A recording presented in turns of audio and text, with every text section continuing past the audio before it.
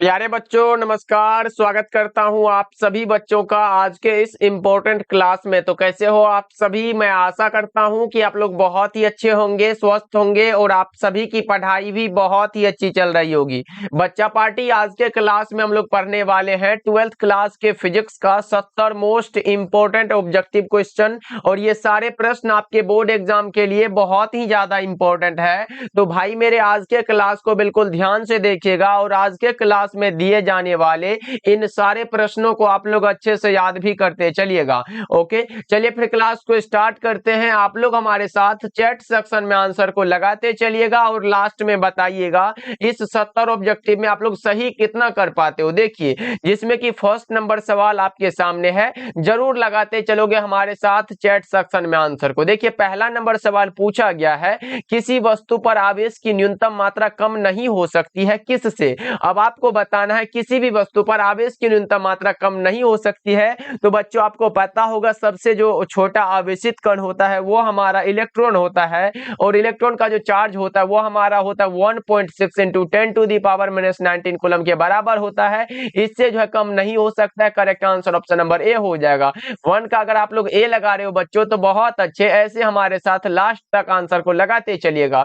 अब दूसरा नंबर सवाल पूछा जा रहा है कि दो विद्युत क्षेत्र रेखाएं एक दूसरे को किस कोण पर काटती है। बहुत इंपॉर्टेंट है ये, 2 नंबर में भी पूछा जाता है कि दो विद्युत क्षेत्र रेखाएं एक दूसरे को नहीं काटती है, क्यों? तो आपको इसका आंसर पता चल गया होगा कि दो विद्युत क्षेत्र रेखाएं एक दूसरे को नहीं काटती है। क्यों नहीं काटती है बच्चा पार्टी? अगर दो विद्युत क्षेत्र रेखाएं एक दूसरे को काटेंगी तो कटान बिंदु पर क्या होगा, दो स्पर्श रेखाएं बनेंगी और एक ही टाइम पर आवेश के दो भिन्न दिशाओं में गतिशील होगा, जो कि असंभव होता है। करेक्ट आंसर क्या होगा बच्चों? ऑप्शन नंबर डी हो जाएगा। चलो आगे बढ़ते हैं। अगला नंबर सवाल देखो, तीसरा नंबर सवाल पूछा जा रहा है कि किसी वस्तु पर आवेश का कारण क्या हो सकता है। किसी भी वस्तु पर जो आवेश होता है उसका कारण होता है इलेक्ट्रॉन का स्थानांतरण। क्या होता है बच्चों? इलेक्ट्रॉन का स्थानांतरण होता है। करेक्ट आंसर जो होगा वो कौन सा होगा? जल्दी जल्दी से आप लोग लगा दो। तो आप लगा रहे हो करेक्ट आंसर सी। बहुत अच्छे बच्चा पार्टी, ऐसे ही हमारे साथ आंसर को लगाते चलो। अब बता दो आवेश का मात्रक क्या होता है। सभी बच्चे जल्दी जल्दी से बता दो कि आवेश का मात्रक क्या होता है। तो हमने बताया है, क्या बताया सर? धारा का एम्पियर होता है, उसके बाद कूलम जो होता है ये आवेश का होता है। Correct answer option number B हो जाएगा। अगर बी लगा रहे हो तो बच्चा पार्टी बहुत अच्छे। वैसे अगर इसका वीमा पूछे तो क्यू बराबर क्या होता है? आई टी होता है। धारा को हम लोग एम्पियर लिखते हैं और टाइम का टाइम रह जाता है, यानी कि इसका वीमा क्या होता है? ए टी होता है। याद रखोगे, ये भी आया हुआ है आपके एग्जाम में। चलो आगे बढ़ते हैं। पांचवा नंबर सवाल देखो, पूछा जा रहा है कि 8 कूलम ऋण आवेश में उपस्थित इलेक्ट्रॉनों की संख्या कितनी होती है। इसके लिए भी हमने बताया कि सर क्यू बराबर क्या होता है? एन ई होता है। एन एक नंबर है और ई क्या है? इलेक्ट्रॉन का चार्ज है, जो कि सबको पता है कि सर 1.6 इंटू 10⁻⁻⁹ कूलम होता है। तो हमें निकालना क्या है? एन निकालना है। तो एन बराबर क्या होगा? क्यू बटा में ई हो जाएगा। देख लो हमारा कूलम कितना, आवेश कितना दिया गया? 8 दिया गया है और इलेक्ट्रॉन का चार्ज होता है 1.6 इंटू 10⁻⁻⁹ कूलम के बराबर होता है। अगर इसका पॉइंट हम उड़ाना चाहे और इसको ऊपर करें तो हमारा हो जाएगा 8 गुना में इसको ऊपर ले गए तो कितना हो जाएगा? 10 पर पावर 19 हो जाएगा, क्योंकि ऊपर गया तो माइनस हट जाएगा और बटा में 1.6 बचा। लेकिन हम पॉइंट को उड़ाएंगे तो हमारा ऊपर में क्या जीरो लग जाएगा ना। तो 16 पंचे का 80 होता है। बराबर में हमारा आंसर क्या होगा? 5 गुना 10 पर पावर 19 किस ऑप्शन में दिया गया? ये हमारा करेक्ट आंसर है बच्चों। करेक्ट आंसर ऑप्शन नंबर ए होगा। अच्छे से समझ के क्लास करो तो बहुत मजा आ जाएगा। चलो आगे बढ़ते हैं बच्चों। क्लास को लाइक करते चलिएगा। जितने भी बच्चे देख रहे हो सभी बच्चे क्लास को लाइक कर दीजिएगा। चैनल पे पहली बार जुड़ रहे हो तो सब्सक्राइब भी कर लीजिएगा। देखो, आवेश तरंग का आकाश तरंग का संचार किस पर आधारित होता है? जल्दी से बता दो, आकाश तरंग का जो संचार है ये किस पर आधारित है? तो ये आधारित होता है आयन मंडल द्वारा परावर्तन पर। Correct answer option number A हो जाएगा। 6 का ए लगाना बच्चों। चलो आगे बढ़ते हैं। 7 नंबर सवाल देखो। 7 नंबर सवाल पूछा गया है, उपग्रह संचार में विद्युत चुंबकीय तरंग का कौन सा भाग प्रयुक्त होता है? जल्दी जल्दी से बता दो बच्चा पार्टी, कौन सा भाग होता है जो प्रयुक्त होता है? वो हमारा होता है माइक्रोवेव्स, यानी कि सूक्ष्म तरंगे। Correct answer option number D हो जाएगा। चलिए 8 नंबर सवाल देखिए क्या पूछा गया आप लोगों से। 8 नंबर सवाल है, रेडियो एवं टेलीविजन प्रसारण में सूचना संकेत का जो रूप होता है वो कौन सा होता है? क्या वो एनालॉग सिग्नल है, डिजिटल सिग्नल है, या फिर और भी दोनों, या फिर इनमें से सभी? क्या होगा बच्चों? 8 नंबर सवाल का जवाब बता दो। वो हमारा होता है एनालॉग सिग्नल। करेक्ट आंसर क्या होगा? ऑप्शन नंबर ए हो जाएगा। चलिए आगे बढ़ते हैं। 9 नंबर सवाल देखो, दशमिक संख्या 18 का द्विआधारी क्या होगा? 18 का पूछा गया आप लोगों से, जल्दी से बता दो। तो आपको पता होगा निकालने के लिए, तो निकाल दो ना मेरे भाई। 18 का पूछा गया, 2 से लगाओ, 9 दूना क्या 18 हुआ, शेष कुछ नहीं बचा, 0 लिख दो। उसके बाद फिर 2 से लगाओ, 4 दूना क्या 8 हुआ, शेष नहीं बचा, 1 बचा, शेष हमारा 1 बचा, तो इसमें 1 लिख दो। उसके बाद फिर 2 से लगा तो 2 दूना के 4, शेष नहीं बचा, 0 हो जाएगा। उसके बाद फिर 2 से लगाओ, जब तक कटे ना तब तक छोड़ना नहीं है। देखो अब 2 एकम 2 और शेष 0 बचा, तो देखो 1 0 1 0 0 1 0। नीचे से ऊपर की ओर लिखते हैं तो देख लो 1 हुआ, 0 0 1 0 किस ऑप्शन में दिया गया? ये वाला अगर कहीं मिल रहा है तो लगा दो। किस में दिया गया? 1 0 0 1 0। Correct answer option number A हो जाएगा। लेकिन सी में भी वही ऑप्शन दिखाई दे रहा है बच्चा पार्टी। आप कह सकते हो कि ये वाला ऑप्शन भी हमारा ए और सी दोनों सही है। चलो आगे बढ़ते हैं। 10 नंबर सवाल देखो। 10 नंबर सवाल हमसे पूछा गया, अर्धचालकों में अपद्रव्यों को डालने से क्या होता है? अर्धचालक में अपद्रव्य को डालने से जो होता है वो उनकी चालकता बढ़ जाती है। Correct answer option number D होगा बच्चा पार्टी, याद रखोगे, बहुत इंपॉर्टेंट है। ओके चलो आगे बढ़ते हैं। अगला नंबर सवाल देखो। 11 नंबर सवाल हमसे पूछा जा रहा है, क्या एक स्वस्थ व्यक्ति के आंख के लेंस की फोकस दूरी लगभग कितनी होती है? अगर फोकस दूरी पूछे तो 2 सेंटीमीटर लगाना बच्चा पार्टी, और हमने बताया है अगर स्पष्ट दृष्टि की न्यूनतम दूरी पूछे तब आप लोग क्या लगाओगे? 25 सेंटीमीटर लगाना। करेक्ट हो जाएगा बच्चों। ओके चलो चलो बच्चा पार्टी, आज थोड़ा मैनेज कर लेते हैं क्योंकि आज तबीयत खराब है बहुत, लेकिन हम जो चाहते हैं कि आप लोगों का क्लास डेली हो तो हमारा वही होगा। बस थोड़ा ये तबीयत खराब हो जाएगा, इससे कोई बात नहीं भाई, इतना डेली क्लास हमारा चलेगा। बस आप लोग क्या करोगे? अपना प्यार सपोर्ट बनाए रखिएगा। चलो अगला नंबर सवाल देखो, प्रकाश वर्ष किस भौतिक राशि का मात्रक होता है? प्रकाश वर्ष जो मात्रक है वो दूरी का है। क्या होता है बच्चों? दूरी का मात्रक होता है। अगर प्रकाश की चाल पूछे तो 3 गुना 10 पर पावर 8 मीटर पर सेकंड होता है, और अगर पूछे प्रकाश वर्ष का मान कितना होता है तो 9.46 गुना 10 पर पावर 15 मीटर होता है। ये लिख लो, बहुत इंपॉर्टेंट है भाई। देखो 2 नंबर में भी आता है कि प्रकाश वर्ष से आप क्या समझते हैं, तो इतना लिख देना कि एक वर्ष में प्रकाश के द्वारा निर्वात में तय की गई दूरी को प्रकाश वर्ष कहते हैं। ओके और आप लोग हमारे साथ ग्रुप में जुड़ना चाहते हो तो 70 70 82 16 85 नंबर पे मैसेज करिएगा, आपको एक ग्रुप का लिंक भेज दिया जाएगा। चलो आगे बढ़ते हैं। 13 नंबर सवाल देखो, उत्तल लेंस के द्वारा निम्नलिखित में कौन सा दृष्टि दोष को दूर किया जाता है? उत्तल लेंस है भाई, तो उत्तल लेंस को दूर दृष्टि दोष को दूर करता है। अब तल लेंस जो हमारा होता है वो निकट दृष्टि दोष को दूर करता है। ये सब आपको पता होगा बच्चा पार्टी। जरा दृष्टि दोष को दूर करने के लिए बायोफोकल लेंस का यूज करते हैं। उसके बाद बेलनाकार लेंस अबिंदुकता को दूर करता है। ये सब आपको याद रखना है, इंपॉर्टेंट है। चलो 14 नंबर सवाल देखो, प्रकाश के रंग का कारण क्या है? प्रकाश के रंग का कारण है इसकी आवृत्ति। कौन सा है बच्चा पार्टी? इसकी आवृत्ति है। 14 नंबर सवाल का जवाब करेक्ट आंसर ऑप्शन नंबर ए होगा। सभी बच्चे ध्यान में रखोगे। चलो आगे बढ़ते हैं। 15 नंबर सवाल देखो, सामान्य समायोजन के लिए खगोलीय दूरदर्शक की नली की लंबाई क्या होती है? ये तो बता दो क्या होगा इसका राइट आंसर? FO + FE होता है। करेक्ट आंसर हमारा डी वाला ऑप्शन सही हो जाएगा। चलिए आगे बढ़ते हैं। 16 नंबर सवाल देखिए, जैसे जैसे द्रव्यमान संख्या बढ़ती है उसी के साथ साथ निम्न में से नाभिक से संबंधित किस प्रकार का राशि का परिवर्तन नहीं होता है? और ये आप बताओगे, जल्दी जल्दी से बता दो। वो हमारा हो जाता है घनत्व, जो कि परिवर्तन नहीं होता है, डेंसिटी जिसको बोलते हैं। चलो जी आगे बढ़ते हैं। 17 नंबर सवाल देखो। 17 नंबर सवाल है, आइंस्टीन का द्रव्यमान ऊर्जा समतुल्यता संबंध क्या है? आइंस्टीन का द्रव्यमान ऊर्जा समतुल्यता संबंध E बराबर क्या होता है? mc² फॉर्मूला है, याद रख लो, इंपॉर्टेंट है। करेक्ट आंसर ऑप्शन नंबर ए होगा 17 का। सभी बच्चे क्या करोगे? ध्यान में रखोगे। चलो आगे बढ़ते हैं। 18 नंबर सवाल देखो, परमाणु के भीतर धनावेशित सूक्ष्म भाग को क्या कहते हैं? वही हमने बताया कि सर नाभिक कहते हैं। और नाभिक की त्रिज्या की कोटि कितनी होती है? 10⁻15 मीटर होता है। ये सब याद रख लेते हो तो बहुत इंपॉर्टेंट है भाई। चलो -15 होता है। चलो आगे बढ़ते हैं, अगला नंबर सवाल देखो, 19 नंबर सवाल पूछा जा रहा है, परमाणु सिद्धांत किसके द्वारा दिया गया है? ये तो इंपॉर्टेंट है कि सर परमाणु सिद्धांत आखिरकार किसके द्वारा दिया गया? तो याद रखना कि 1803 ईस्वी में दिया था। किसने? ये दिया था हमारे किसने भाई? डाल्टन साहब ने। Correct answer option number B हो जाएगा। याद रखोगे, पदार्थों की संरचना के से संबंधित एक नियम दिया था। किसने? डाल्टन साहब ने। चलो आगे बढ़ते हैं, 20 नंबर सवाल देखो।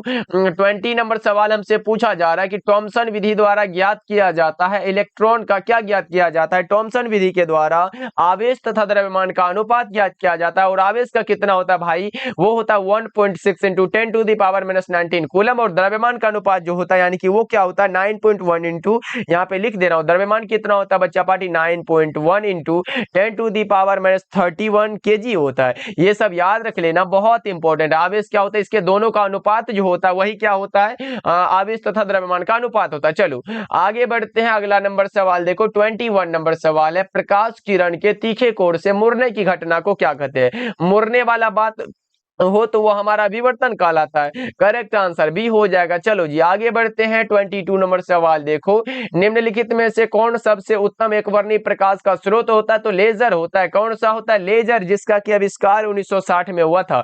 कब हुआ था बच्चों? याद रख लो, अगर पूछे लेजर का आविष्कार कब हुआ था? 1960 में हुआ था मेरे भाई। करेक्ट आंसर डी हो जाएगा। चलिए आगे बढ़ते हैं, सभी बच्चे क्लास को लाइक करते चलिएगा बच्चा पार्टी। चलो जी आगे बढ़ते हैं, 23 नंबर सवाल देखो, सामान्य आंख के लिए स्पष्ट दृष्टि की न्यूनतम दूरी कितनी होती है? तो जस्ट हमने बताया, वो हमारा 25 सेंटीमीटर हो जाता है। कितना होता है बच्चों? 25 सेंटीमीटर। 23 नंबर सवाल का जवाब डी हो जाएगा। चलो 24 नंबर सवाल देखिए, एक सरल सूक्ष्मदर्शी से बना हुआ प्रतिबिंब कैसा होता है? सिंपल माइक्रोस्कोप के द्वारा जो प्रतिबिंब बनता है वो कौन सा बनता है? ये जल्दी से बता दो। तो वो बनता है काल्पनिक और सीधा बनता है। और मनुष्य की आंख की रेटिना पर जो प्रतिबिंब बनता है वो वास्तविक और उल्टा बनता है। ये भी याद रख लो, आता है आपके एग्जाम में, तो छोड़ के नहीं आना आप लोग। चलो 25 नंबर सवाल देखो, मृग मरीचिका का कारण क्या होता है? मृग मरीचिका का जो कारण है वो होता है टोटल इंटरनल रिफ्लेक्शन। क्या होता है? पूर्ण आंतरिक परावर्तन। याद रख लो। और 2 नंबर के लिए मैं बता दूं, ये पूर्ण आंतरिक परावर्तन के डिफिनेशन को याद रख लीजिएगा और इसके लिए आवश्यक शर्त को याद कर लेना, बहुत इंपॉर्टेंट है। पूछा जाता है कि पूर्ण आंतरिक परावर्तन के लिए आवश्यक शर्त क्या होता है? 2 आवश्यक शर्त है, इसको याद रख लेना आप लोग। चलो आगे बढ़ते हैं, 26 नंबर सवाल है आपके सामने, बताओ 26 नंबर सवाल है, हीरा का अपवर्तनांक करीब कितना होता है? तो हीरा का अपवर्तनांक होता है 2.42। और याद रखना है कि हीरा का अपवर्तनांक सभी पदार्थों के अपवर्तनांक से अधिक है। करेक्ट आंसर सी हो जाएगा। चलो जी आगे बढ़ते हैं, 27 नंबर सवाल है, ये पूछा जा रहा है आप लोगों से, क्या पूछा जा रहा है देख लेते हैं। 2 लेंस जिनकी क्षमता -15 डायोप्टर तथा +5 डायोप्टर है, उसको संयुक्त करने पर समायोजन की फोकस दूरी कितनी होगी? ये तो आसान वाला पूछ लिया गया है, तो जल्दी से बता दो। फोकस दूरी ही तो निकालना है भाई, तो जल्दी से बता दो ना। देखो हमसे पूछा गया, एक को मान लेते हैं P1, इसको मान लेते हैं P1 और इसको मान लेते हैं P2। तो देख लो P1 बराबर कितना दिया गया? -15 डायोप्टर है। P2 बराबर कितना दिया गया बच्चा पार्टी? वो हमारा +5 डायोप्टर है। तो यहां से लिखते हैं हम लोग एक फॉर्मूला को जानते हैं, P बराबर P1 + P2। क्या होता है बच्चों?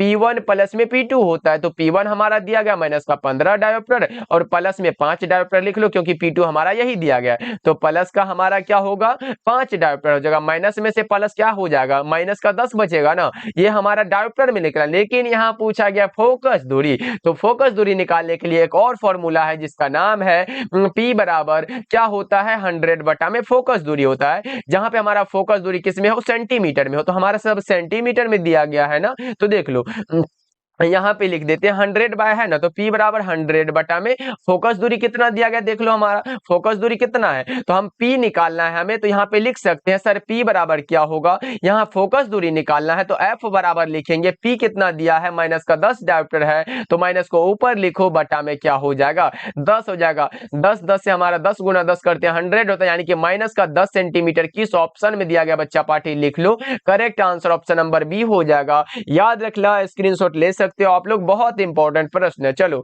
आगे बढ़ते हैं। 28 नंबर सवाल देखो, 28 नंबर सवाल है विस्थापन धारा का मात्रक क्या होता है। देखो कोई भी धारा हो, विद्युत धारा हो, विस्थापन धारा हो, हमारा एम्पियर ही होगा। करेक्ट आंसर ए हो जाएगा 28 का। ए लगा रहे हो ना बच्चा पार्टी, बहुत अच्छे। चलो आगे बढ़ते हैं। 29 नंबर सवाल देखो, पूछा जा रहा है इनमें कौन विद्युत क्षेत्र में विक्षेपित होता है। इनमें कौन सा है जो विद्युत क्षेत्र में विक्षेपित होता है। होने वाला कौन सा होता है बच्चा पार्टी, कैथोड किरण होता है। होने वाला पूछे कैथोड किरण, और नहीं होने वाला गामा किरण होता है। दोनों को याद रख लो, दोनों बहुत इंपॉर्टेंट है। ओके, और डेली क्लास का टाइम बहुत सारे बच्चे पूछते रहते हैं, तो डेली क्लास का टाइम हमारा क्या है बच्चा पार्टी, शाम के 6 बजे। शाम के 6 बजे हमारा डेली क्लास होता है, तो जरूर ज्वाइन करिएगा आप लोग। चलो आगे बढ़ते हैं। अगला नंबर सवाल देखो, 30 नंबर सवाल है एक्स किरणों की तरंगदैर्घ्य लगभग कितनी होती है। देखो एक्स किरण का पूछा गया, आप लोगों से जल्दी से बता दो। एक्स किरण का जो होता है वो होता है 0.1 से लेकर 10 नैनोमीटर के बीच में होता है,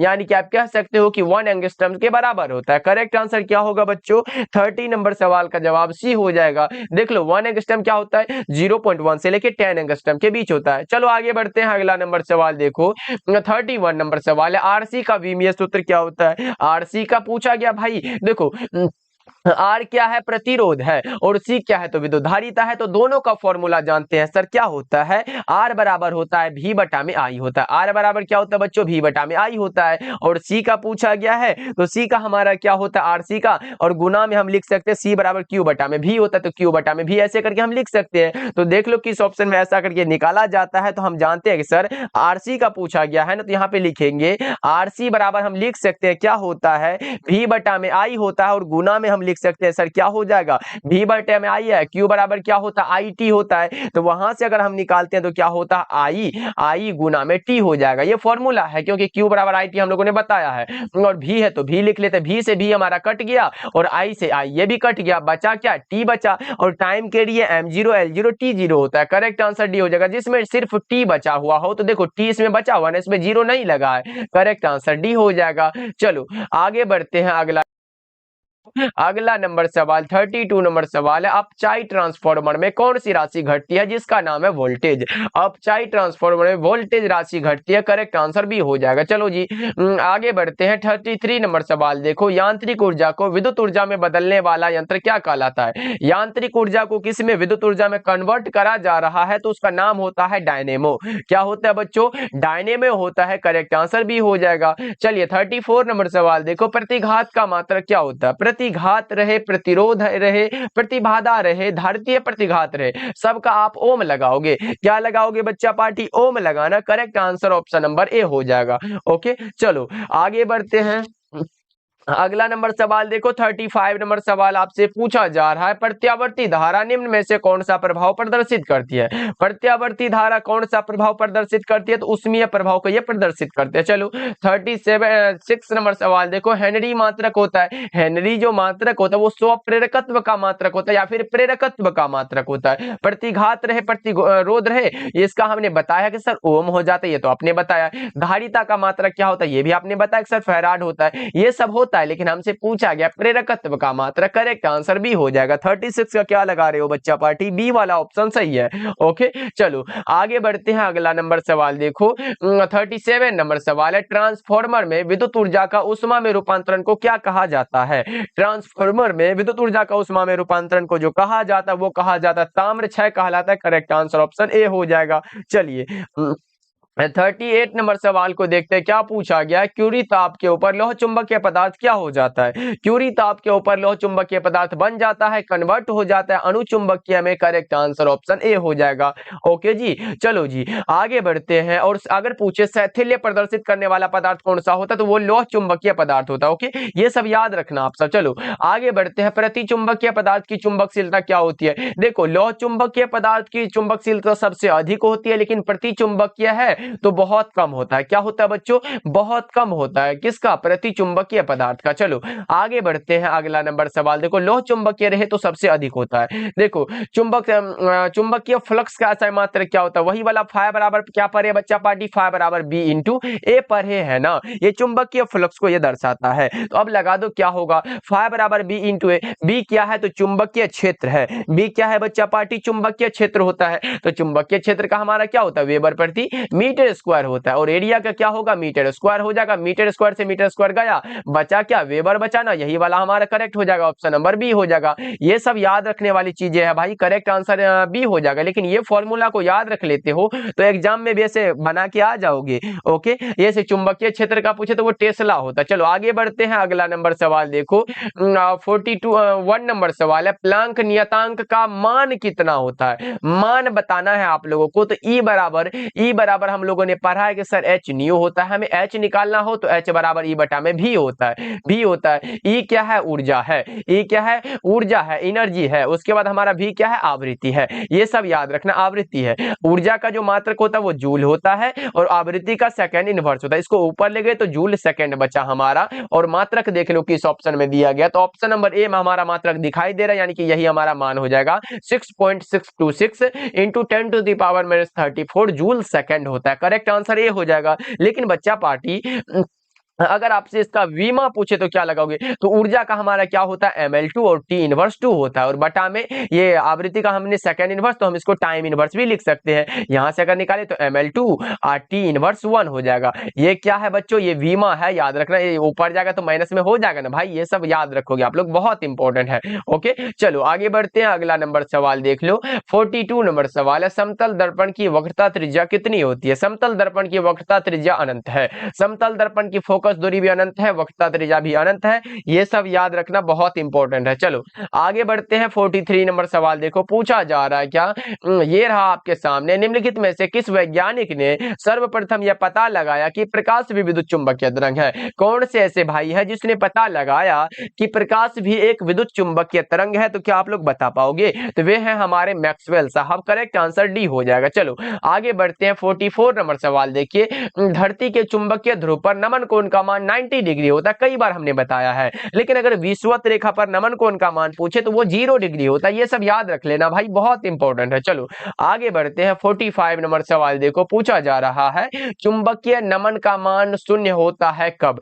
ये कब होता है शून्य, ये आप बताओगे। चुंबकीय नमन का जो मान 0 होता है वो होता है चुंबकीय निरक्ष पर। किस पे होता है बच्चों, चुंबकीय निरक्ष पर। चलो जी आगे बढ़ते हैं, 46 नंबर सवाल देखो, पूछा जा रहा है किसी एलसीआर परिपथ में ऊर्जा का क्षय होता है किसमें। किसी भी एलसीआर परिपथ में ऊर्जा का जो क्षय होता है वो हमारा हो जाता है प्रतिरोधक में। Right answer option number B होगा बच्चों, याद रखिएगा, बहुत इंपॉर्टेंट है। क्लास को लाइक करते चलना सभी बच्चा पार्टी। चलो आगे बढ़ते हैं, लास्ट में करने के चक्कर में आप लोग भूल जाते हो, इसलिए क्लास को लाइक कर देना। देखो एक पूरे चक्र में प्रत्यावर्ती धारा का माध्यमान कितना होता है, पूरे चक्र के लिए पूछा गया है। पूरा अगर चक्र है, पूर्ण चक्र है तो 0 होता है, लेकिन अगर अर्ध चक्र के लिए पूछे तो वो होता है 2I0 बटा में पाई होता है। ये अर्ध चक्र के लिए मान होता है और पूर्ण चक्र के लिए शून्य होता है। दोनों को याद रख लो, अगर दोनों में से कोई आ गया तो लगा के चले आएंगे। चलो 48 नंबर सवाल देखिए, केवल प्रतिरोध का शक्ति गुणांक कितना होता है। केवल प्रतिरोध का पूछा गया आप लोगों से, तो बताओ बच्चा पार्टी, केवल प्रतिरोध के लिए शक्ति गुणांक 1 होता है। कितना होता है बच्चों, 1 होता है। याद रखिएगा, ये प्रश्न बहुत इंपॉर्टेंट है, हर एक बार यहां से प्रश्न आता है, इसलिए हमने नए क्वेश्चन को टाइप किया है। केवल प्रतिरोध के लिए अगर शक्ति गुणांक पूछे तो 1 होता है, और अगर इसके लिए कलांतर पूछे, देखो अगर कलांतर पूछे, केवल प्रतिरोध के लिए क्या पूछता है बच्चा पार्टी, एक पूछता है केवल प्रतिरोध के लिए कलांतर कितना होता है। कलांतर 0 होता है, यानी कि फाई हमारा 0 होता है, लेकिन हमारा प्रतिरोध जो होता है, शक्ति गुणांक जो होता है वो 1 होता है। दोनों को याद रखोगे ना। चलो आगे बढ़ते हैं, 49 नंबर सवाल देखो, क्या कर रहा है, चुंबकीय फ्लक्स का क्या होता है, तो वही वाला बात हो गया सर, चुंबकीय फ्लक्स हमारा एक सदिश राशि होता है। क्या होता है बच्चा पार्टी, चुंबकीय फ्लक्स एक सदिश राशि है। क्या होगा बच्चों, सर सदिश राशि नहीं, चुंबकीय फ्लक्स अदिश राशि होता है। क्या, जिसमें हमारा दिशा और परिमाण दोनों ना हो, वो हमारा अदिश राशि होता है। यहां हमने सोचा चुंबकीय आघूर्ण रहेगा। देखो चुंबकीय आघूर्ण हम समझे, चुंबकीय आघूर्ण रहेगा, यहाँ पे लिख दे रहा हूं, अगर आघूर्ण रहे तो आघूर्ण हमारा सदिश राशि होता है, जबकि चुंबकीय फ्लक्स हमारा अदिश राशि है, क्योंकि बच्चों हमने बताया था फाई बराबर क्या होता है, फाई बराबर बी इंटू ए होता है। ए होता है ना, ये सब हमने बताया है कि नहीं। इसका फॉर्मूला वही वाला क्या होगा, वेबर प्रति मीटर स्क्वायर बटा में मीटर स्क्वायर, ये सब जानते हो। मीटर स्क्वायर से मीटर स्क्वायर गया तो वेबर क्या हो गया, इसका मात्रक हो गया। ये सब याद रखने वाली चीजें हैं, तो याद रखोगे आप लोग। लोग। चलो आगे बढ़ते हैं बच्चों, करेक्ट आंसर बी को लगाना, सॉरी हम समझे कि चुंबकीय आघूर्ण। चलो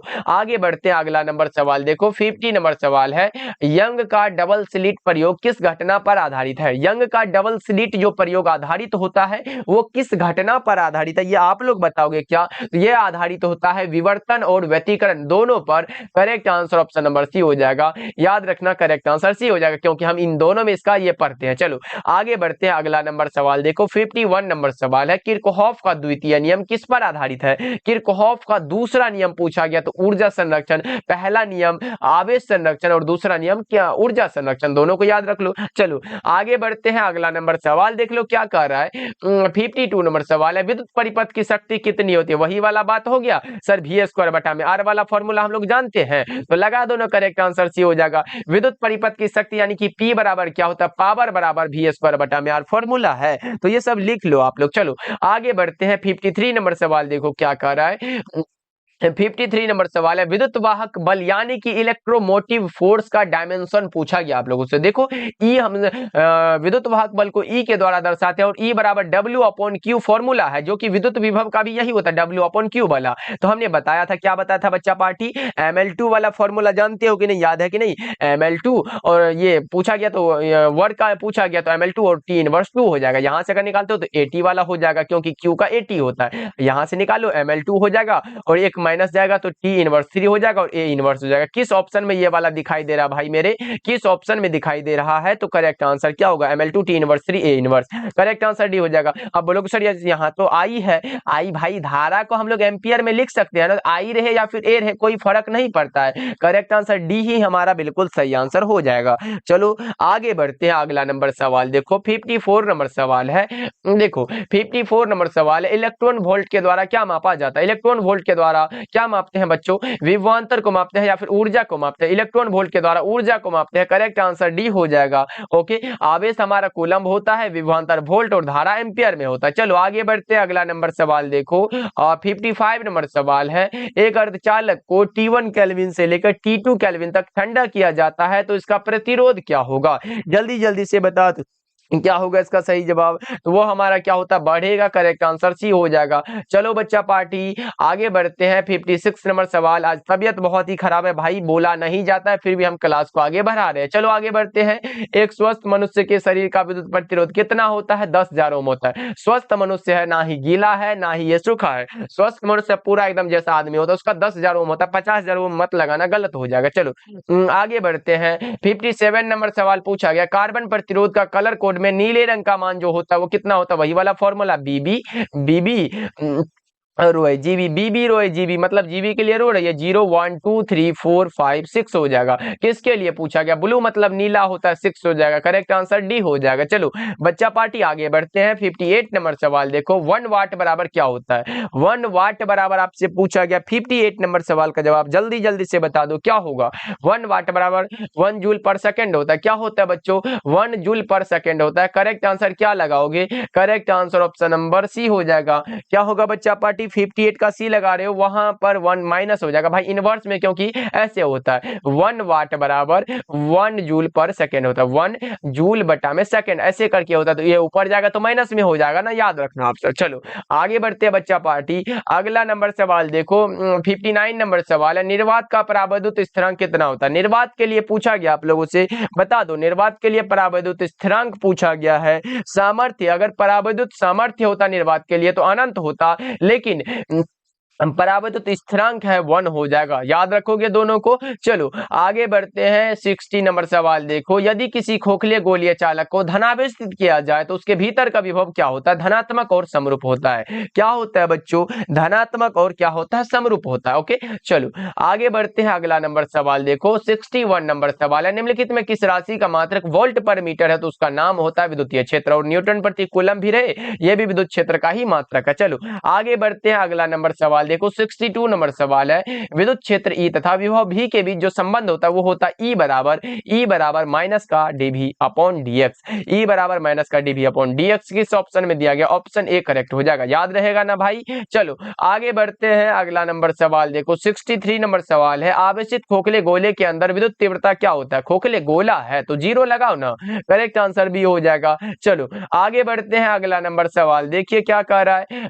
64 नंबर सवाल है, यदि समरूप विद्युतीय क्षेत्र एक्स अक्ष की दिशा में हो तो समविभवीय तल क्या होगा। एक्स अक्ष की दिशा में तो किसमें एक्स नहीं दिखाई दे रहा है, तो वाई जेड तल की दिशा में होगा, करेक्ट आंसर भी होगा। चलो आगे बढ़ते हैं बच्चों, 65 नंबर सवाल देखो, एक स्थिर विद्युत आवेश क्या उत्पन्न करता है। अगर गतिमान होता तो वो अलग होता, लेकिन एक स्थिर विद्युत आवेश क्या उत्पन्न करेगा ये आप लोग बताओगे, क्या उत्पन्न करता है। 65 नंबर सवाल का जवाब जल्दी जल्दी से बता दो, ये केवल विद्युतीय क्षेत्र को उत्पन्न करता है, करेक्ट आंसर भी हो जाएगा। अगर गतिमान होता तो चुंबकीय और विद्युतीय दोनों क्षेत्र को करता। चलो आगे बढ़ते हैं, 66 नंबर सवाल देखो, पूछा गया है किसी घिरे हुए बंद पृष्ठ पर विद्युतीय फ्लक्स भीतर स्थित आवेश का क्या होता है। 1/ε गुना होता है, ये सब आपको याद रखना, 1/ε गुना होता है, करेक्ट आंसर ए हो जाएगा। 66 का बच्चों ए लगा रहे हो ना, बहुत अच्छे। चलो 66 का ए लगा दिया बच्चा पार्टी, क्योंकि ये गॉस का प्रमेय होता है। चलो आगे बढ़ते हैं, अगला नंबर सवाल देखो 67 नंबर सवाल है, विद्युत का सबसे अच्छा चालक कौन है। वही सिल्वर वाले भैया, यहाँ चांदी है, करेक्ट आंसर ये हो जाएगा। चलो जी आगे बढ़ते हैं, 68 नंबर सवाल देखो, आवेशित चालक की स्थितिज ऊर्जा क्या होती है। आवेशित चालक की स्थितिज ऊर्जा क्या होती है बच्चा पार्टी, जल्दी जल्दी से बता दो। वो हमारा होता है U बराबर क्या होता है, हाफ CV² होता है, ये फॉर्मूला है। करेक्ट आंसर किस में दिया गया, हाफ CV², करेक्ट आंसर भी होगा। चलो 69 नंबर सवाल देखो, किसी अचालक पदार्थ के गोले को आवेशित देने पर वह वितरित होता है, किस पर वितरित होगा, कहां वितरित होगा, ये बता दो। ये कहीं भी वितरित नहीं होता है भाई, क्योंकि इसमें मुक्त इलेक्ट्रॉन नहीं होता है, करेक्ट आंसर डी लगाओ, ये कहीं भी वितरित नहीं होता, इनमें से कोई नहीं। चलो आगे बढ़ते हैं, और आज के क्लास का लास्ट सवाल है, बता दो जल्दी जल्दी से, आवेश का रैखिक घनत्व का मात्रक क्या होता है। रैखिक घनत्व यानी कि प्रति एकांक लंबाई में आवेश के परिमाण को रैखिक घनत्व कहते हैं, और रैखिक घनत्व के लिए देखो प्रति एकांक लंबाई में आवेश के परिमाण को क्या कहते हैं, रैखिक घनत्व यानी कि लेमडा कहते हैं। लेमडा बराबर Q बटा L, Q हमारा कूलम हो जाएगा, L का मीटर हो जाएगा, यानी कि अगर कूलम मीटर इनवर्स रहे ना तो ये रैखिक घनत्व का मात्रक होता है कूलम बटा metre, correct answer option number A हो जाएगा बच्चों, याद रखिएगा। ओके चलो जी, आज का क्लास आपको कैसा लगा कमेंट करके बताना, और सभी बच्चे क्लास को लाइक कर दीजिएगा। बच्चा पार्टी आप लोग कमेंट नहीं करते हो, सारे बच्चे कमेंट करिएगा क्लास कैसा लगता है। ओके चलो, और डेली क्लास का टाइम हमने बता चुका है बच्चों, शाम के 6 बजे आप लोग जरूर ज्वाइन करिएगा। कब, शाम के 6 बजे ज्वाइन करिएगा, और शाम के 8 बजे भी ज्वाइन करिएगा। डेली क्लास होता है हमारा, इसलिए सब्सक्राइब करिएगा और अपने दोस्तों के पास भी शेयर कर दीजिएगा इस क्लास को। ओके चलो, तो मिलते हैं फिर अगले क्लास में।